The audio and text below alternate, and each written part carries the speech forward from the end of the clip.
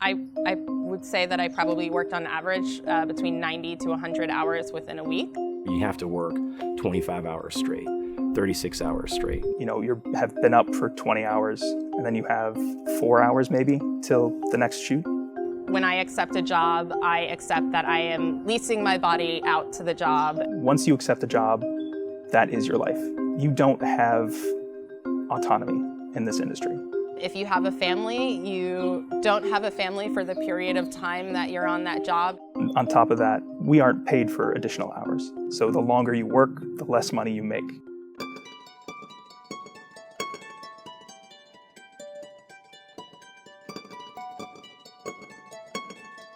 Commercial production workers have been sort of overlooked in the industry for a long time. We are 1/3 of the production business out there. Many of us don't have healthcare. Many of us don't have a pension plan. We don't get overtime. We don't get a chance for 6th and 7th day or holiday pay, anything like that. We haven't been included in any of these sorts of movements in the past or haven't been unionized. Now is the time that that's going to change.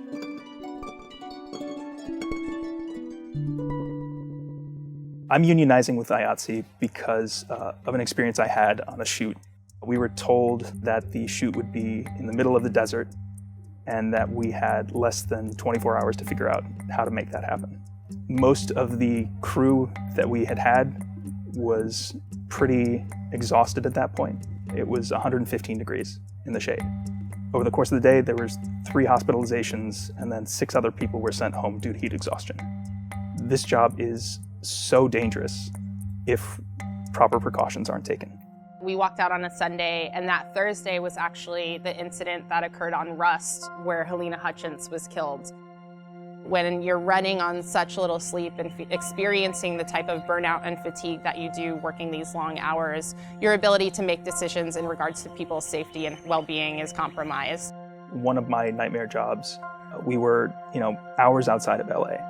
And we were not allowed to book hotels or places for people to stay. There were numerous times where I found myself drifting on the road and nodding off, and I had to stop several times just to make sure that I didn't drive off a cliff.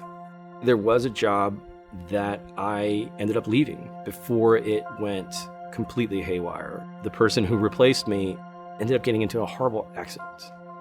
T-boned by a truck outside in a desert road after working 16 plus hours. And this is for a commercial. No one's family should have to deal with that for a commercial that people skip through. Because we don't have union representation, there are no boundaries to push back on what they can ask of the production team. And the clients are, of course, going to try and cut costs at any given moment. We had each worked almost 200 hours, and that was working through the weekends with no rest or breaks. We were definitely getting somewhere between 4 and 6 hours of sleep every night. No one was really paying attention to my red flags that I was flying. It's a lot of we got to suffer through this together. We were reaching out to the contacts at the production company and ringing the alarm about the conditions being, what we felt was abusive. I thought it could be quite powerful if maybe we didn't show up the next day. I definitely did not expect it to have the impact that it would have.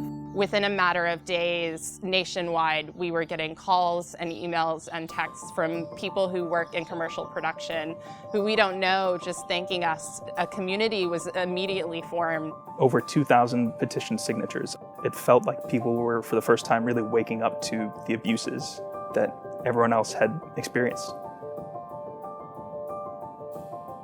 The IATSE strike, seeing that was happening while we were going through what we were going through, I was quite encouraged by it.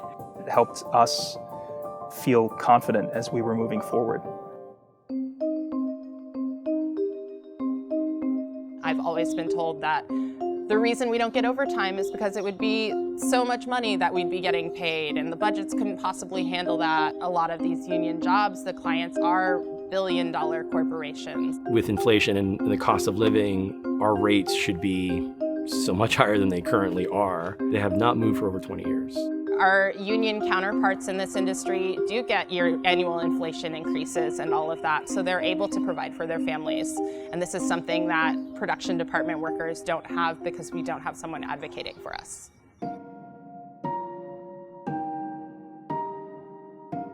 We want to create a sustainable industry. Right now, it's just not sustainable in any way, shape, or form. It's pushed me, it's pushed a lot of people to a brink. We are fighting for people to have a life, for people to be able to spend time with their families. We can enact tangible change if we stay together and work together.